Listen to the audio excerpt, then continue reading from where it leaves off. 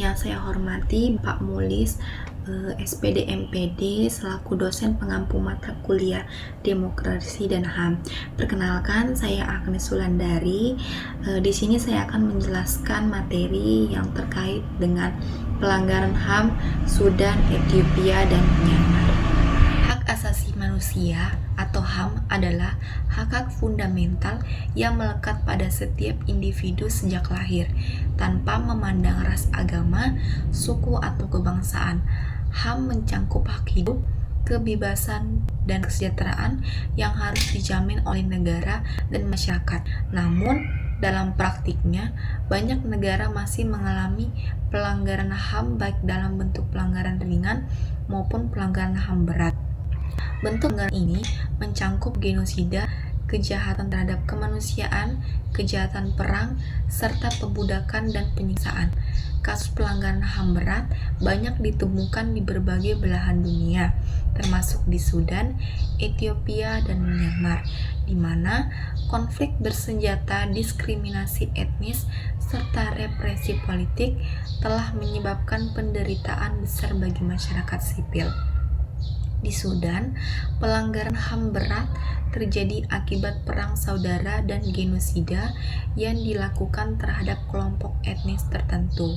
Seperti yang terjadi di Darfur, di Ethiopia, konflik antara pemerintah dan kelompok pemberontak Tigray menyebabkan ribuan korban jiwa, penyiksaan, serta pengungsian massal. Sementara itu, di Myanmar, minoritas Rohingya mengalami pembersihan etnis dan penindasan sistematis oleh militer yang mengakibatkan jutaan orang mengungsi ke negara lain. Rumusan masalah yang pertama ada bagaimana peristiwa kasus HAM berat terjadi di Sudan, Ethiopia, dan Myanmar.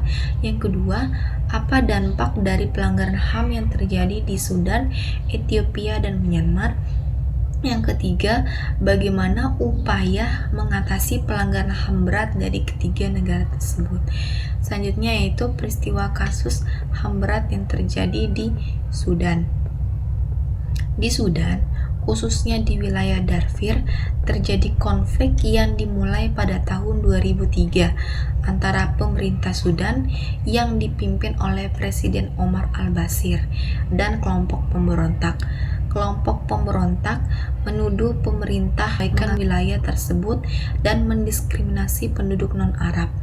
Aksi tersebut menimbulkan pengungsian besar-besaran, pembasmian, pembunuhan, pemerkosaan, penyiksaan, dan penjarahan terhadap harta benda di kawasan Darfur, Sudan. Adapun dalam aksi tersebut, PBB memperkirakan sekitar 300 juta orang meninggal, 1,65 juta orang terlantar di Darfur, dan lebih dari 200 juta orang mengungsi ke negara tetangga. Pemerintah Sudan diduga mendukung milisi Janjaweed yang menyerang warga sipil di Darfur dengan kekerasan, pemerkosaan, dan pengusiran paksa. Omar al-Bashir, Presiden Sudan saat itu, dituduh melakukan genosida terhadap etnis Fur, Masalit, dan Zakzawa. ICC mengeluarkan surat penangkapan karena kejahatan perang dan kemanusiaan. Ia memimpin selama 30 tahun, terhitung sejak 30 Juni 1989 hingga 11 April 2019. Sebelum digulingkan dan ditangkap oleh militer, akhirnya pemerintah Sudan setuju menyerahkan Bashir ke ICC pada tanggal 22 Agustus 2020. Selanjutnya yaitu kasus pelanggaran HAM di Ethiopia. Di Ethiopia, konflik di wilayah Tigray yang dimulai pada bulan November 2020 telah menyebabkan pelanggaran HAM berat. Pasukan Pertahanan Nasional Ethiopia bersama dengan pasukan dari negara tetangga Eritrea dituduh melakukan pembunuhan massal, kekerasan seksual, dan pembinaan paksa terhadap penduduk sipil. Konflik ini bermula dari ketegangan politik yang berkepanjangan antara pemerintah federal Ethiopia yang dipimpin oleh Perdana Menteri Abiy Ahmed dan Partai Tigray People Liberation Front atau disebut sebagai TPLF, yang sebelumnya memiliki dominasi politik nasional selama beberapa dekade sebelum Abiy Ahmed naik ke tampuk kekuasaan pada tahun 2018. Perselisihan yang bermulai dari sengketa kekuasaan dan pemilu yang ditunda akibat pandemi COVID-19 kemudian berkembang menjadi konflik bersenjata terbuka. Pada awal November 2020, pemerintah federal melancarkan operasi militer ke Tigray setelah menuduh TPLF yang menyerang markas Komando Utara Pasukan Pertahanan Nasional Ethiopia atau disebut sebagai ENDEF. Sejak saat itu, konflik meluas dengan cepat dan melibatkan berbagai aktor, termasuk milisi lokal, pasukan dari negara bagian Amhara, serta pasukan dari negara tetangga Eritrea yang memiliki sejarah konflik tersendiri dengan TPLF. Selama konflik ini berlangsung, berbagai laporan independen dari organisasi internasional termasuk Human Rights atau HRW dan Amnesty International mengungkapkan adanya pelanggaran berat terhadap hak asasi manusia yang dilakukan oleh semua pihak yang terlibat dalam konflik. Pasukan Pertahanan Nasional Ethiopia atau disebut sebagai ENDF, pasukan Eritrea dan TPLF semuanya diduga melakukan tindakan yang dapat dikategorikan sebagai kejahatan perang dan kejahatan terhadap kemanusiaan. Salah satu contohnya adalah pembantaian di kota Aksum, di mana ratusan warga sipil dibunuh dalam satu akhir pekan oleh pasukan Eritrea. Pada akhir November 2022, pasukan Eritrea memasuki kota suci Aksum di wilayah Tigray, Ethiopia. Selama 2 hari, mereka melakukan pembunuhan massal terhadap ratusan warga sipil, termasuk pria, wanita, dan anak-anak. Para saksi mata melaporkan bahwa tentara Eritrea menembaki warga di jalanan dan melakukan eksekusi dari rumah ke rumah. Selain itu, mereka juga melakukan penjarahan terhadap rumah-rumah dan fasilitas umum. Amnesty International menyatakan bahwa ini merupakan pelanggaran yang serius terhadap hukum humaniter internasional dan dapat dikategorikan sebagai kejahatan perang serta kejahatan terhadap kemanusiaan. Selanjutnya yaitu kasus pelanggaran HAM di Myanmar. Myanmar telah lama menjadi sorotan internasional terkait pelanggaran HAM terhadap etnis Rohingya. Pada tahun 2017, operasi militer di negara bagian Rakhine menyebabkan ribuan orang tewas dan ratusan ribuan lainnya mengungsi ke Bangladesh. Tindakan militer termasuk pembunuhan, pemerkosaan, dan pembakaran desa Rohingya yang oleh banyak pihak dianggap sebagai pembersihan etnis. Selain itu, setelah kudeta militer pada Februari 2021, junta militer Myanmar melakukan tindakan represif terhadap pengunjuk rasa damai termasuk pembunuhan, penangkapan sewenang-wenang, dan penyiksaan. Selanjutnya yaitu dampak pelanggaran HAM di Sudan. Sudan telah lama terjerat dalam konflik internal termasuk perang saudara dan ketegangan etnis menjadi saksi pelanggaran HAM yang meluas. Salah satu tragedi terbesar adalah konflik di Darfur yang dimulai pada tahun 2003 dan berlanjut dalam berbagai bentuk hingga kini, yaitu yang pertama ada kehancuran ekonomi. Infrastruktur negara rusak parah yang memperburuk kondisi sosial dan ekonomi.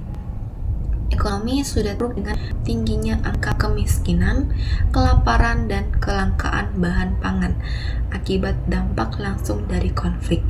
Sanksi internasional memperburuk krisis ekonomi yang menghambat upaya negara tersebut untuk berkembang dan memulihkan diri.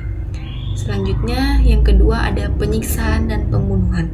Pelanggaran HAM di Sudan meliputi pembunuhan massal terhadap warga sipil, penyiksaan oleh pihak militer dan kelompok bersenjata lainnya, kejahatan perang, dan kejahatan terhadap kemanusiaan sering dilaporkan oleh organisasi-organisasi internasional seperti Human Rights Watch.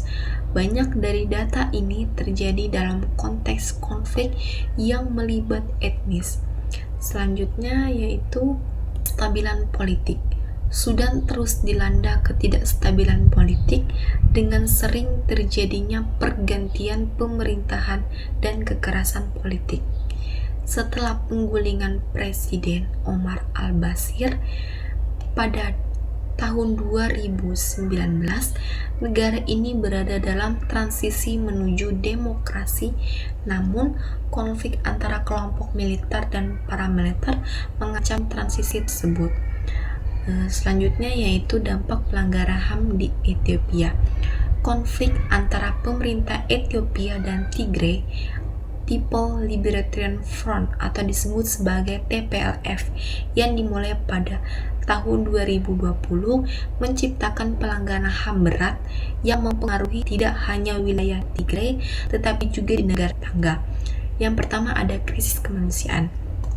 Setelah serangan militer pemerintah Ethiopia terhadap wilayah Tigray, lebih dari 5 juta orang mengungsi akibat kekerasan yang meluas. Situasi di Tigray semakin parah dengan adanya blokade bantuan kemanusiaan yang menyebabkan kelaparan akut dan wabah penyakit. Selanjutnya yang kedua ada pelaporan genosida dan kekerasan seksual.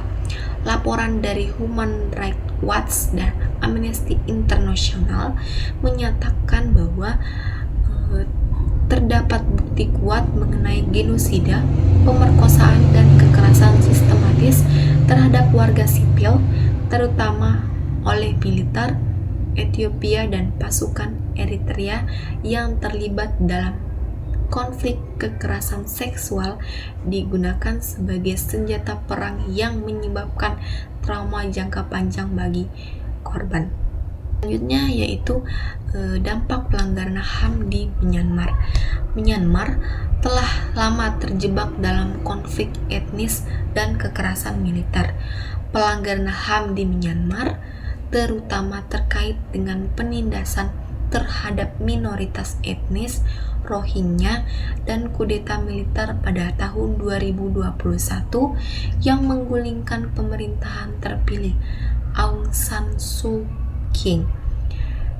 Yang pertama yaitu kematian massal dan pengungsian besar-besaran. Sejak kudeta militer pada tanggal 1 Februari 2021, lebih dari 5.350 warga sipil telah terbunuh dan lebih dari 3,3 juta orang terpaksa mengungsi akibat kekerasan yang dilakukan oleh militer Myanmar. Yang kedua yaitu serangan udara dan kejahatan perang. Militer Myanmar telah meningkatkan taktik bumi hangus terhadap warga sipil sebagai respon terhadap perlawanan bersenjata yang meningkatkan dan kehilangan wilayah. Serangan udara yang dilakukan oleh militer telah meningkatkan secara signifikan dengan peningkatan lebih dari 300% dalam setahun terakhir di beberapa wilayah. Selanjutnya yaitu upaya mengatasi pelanggaran HAM. Selanjutnya yaitu bagaimana upaya mengatasi pelanggaran HAM dari ketiga negara tersebut. Yang pertama, upaya mengatasi pelanggaran HAM di Sudan. Untuk mengatasi pelanggaran hak asasi manusia atau HAM yang terus terjadi di Sudan, Perserikatan Bangsa-Bangsa atau PBB memainkan peran krusial melalui berbagai mekanisme dan lembaga internasional. Salah satu instrumen utama adalah misi bantuan transisi terintegrasi PBB untuk Sudan atau UNITAMS yang memiliki mandat untuk mendukung proses transisi demokratis di negara tersebut pasca penggulingan rezim otoriter. UNITAM secara aktif mendokumentasikan pelanggaran HAM yang terjadi di lapangan, termasuk kekerasan terhadap warga sipil, pelanggaran terhadap kelompok rentan seperti perempuan dan anak-anak, serta tindakan represif oleh aparat keamanan terhadap pengunjuk rasa damai. Dokumentasi ini tidak hanya bertujuan untuk mengumpulkan bukti yang dapat digunakan dalam proses hukum, tetapi juga menjadi dasar penyusunan kebijakan internasional dalam menekankan pemerintah maupun kelompok bersenjata di Sudan untuk menghentikan kekerasan.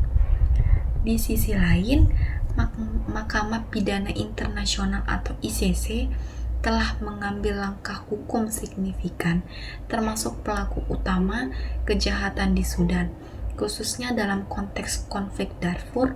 Mantan Presiden Sudan Omar al-Bashir menjadi sosok sentral yang didakwa oleh ICC atas tuduhan kejahatan genosida, kejahatan terhadap kemanusiaan, dan kejahatan perang. Meski proses ekstradisinya mengalami hambatan politik dan teknis, impunitas terhadap pelaku pelanggaran HAM berat tidak dapat ditoleransi. ICC juga menjadi pengingat bahwa komunitas internasional memiliki tanggung jawab kolektif dalam menegakkan hukum humaniter internasional dan memberikan keadilan kepada para korban. Selain itu, Kantor Komisari Tinggi PBB untuk Hak Asasi Manusia atau OHCHR turut berperan dalam mengungkap skala dan intensitas pelanggaran HAM yang terus memperburuk sejak meletusnya konflik baru pada bulan Desember 2023. Melalui laporan-laporan yang dirilis oleh OHCHR merinci kejadian-kejadian seperti pembunuhan massal, penyiksaan, kekerasan seksual, serta pengungsian besar-besaran yang berdampak pada ratusan ribu warga sipil. Laporan ini tidak hanya menyuarakan penderitaan para korban, tetapi juga menyuruhkan tindakan segera dari komunitas internasional untuk memberikan tekanan diplomatik, bantuan kemanusiaan, dan perlindungan langsung terhadap populasi sipil. Upaya-upaya tersebut mencerminkan pendekatan multilapis yang dilakukan oleh komunitas internasional dalam menghadapi krisis HAM di Sudan. Meskipun tantangan politik, militer, dan kemanusiaan di negara tersebut sangat kompleks, keberadaan UNITAM, ICC, dan OHCR menunjukkan bahwa ada komitmen berkelanjutan untuk mendukung keadilan, akuntabilitas, dan transisi damai menuju sistem pemerintahan yang menghormati hak asasi manusia. Namun demikian, efektivitas dari intervensi ini sangat bergantung pada kerjasama otoritas lokal, dukungan negara-negara anggota PBB, serta tekanan publik global yang terus-menerus agar Sudan tidak terjerumus lebih dalam kekerasan pelanggaran HAM yang sistematis. Selanjutnya yang kedua, upaya mengatasi pelanggaran HAM di Ethiopia.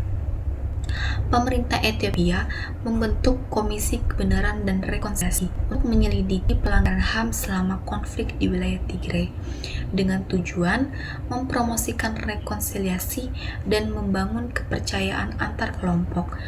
Uni Afrika juga berperan dalam mediasi dan diplomasi untuk menyelesaikan konflik antara pemerintah Ethiopia dan kelompok Tigray dengan fokus pada penyelidikan kekerasan seksual, pembunuhan di luar hukum, dan pelanggaran HAM lainnya. Selanjutnya yaitu upaya mengatasi pelanggaran HAM di Myanmar. Di Myanmar, ASEAN melalui Komisi Pemerintah ASEAN tentang Hak Asasi Manusia atau disebut sebagai AICHR berupaya menangani krisis kemanusiaan pasca kudeta militer meskipun terbatas oleh prinsip non-intervensi dan kurangnya kemampuan politik dari negara-negara anggota. Amnesty International menyerukan ASEAN untuk mengadopsi pendekatan baru dalam mengakhiri pelanggaran HAM di Myanmar, mengingat militer Myanmar telah mengabaikan konsensus 5 poin yang bertujuan mengurangi kekerasan. Indonesia sebagai anggota ASEAN dalam negara populasi muslim terbesar didorong untuk mengambil sikap tegas dan merespon pelanggaran HAM terhadap etnis Rohingya dan mendukung upaya internasional dan penegakan keadilan. Selanjutnya yang kira itu kesimpulan. Pelanggaran HAM di Sudan, Ethiopia, dan Myanmar menunjuk bahwa konflik bersenjata, diskriminasi etnis, dan penindasan terhadap warga sipil masih menjadi masalah serius di berbagai negara. Di Sudan, perang saudara dan konflik di Darfur menyebabkan pembunuhan massal dan pengusiran paksa. Di Ethiopia, khususnya di wilayah Tigray, terjadi kekerasan etnis dan pelanggaran HAM berat, termasuk kelaparan akibat blokade bantuan. Sementara itu di Myanmar, etnis Rohingya mengalami genosida dan represi militer semakin meningkat pasca kudeta pada tahun 2021. Ketiga kasus ini menunjukkan bahwa tanpa penegakan hukum dan intervensi efektif, pelanggaran HAM akan terus berlanjut mengancam perdamaian dan keamanan global. Mungkin itu saja penyampaian materi dari saya. Kurang dan lebihnya saya minta maaf. Terima kasih dan selamat pagi.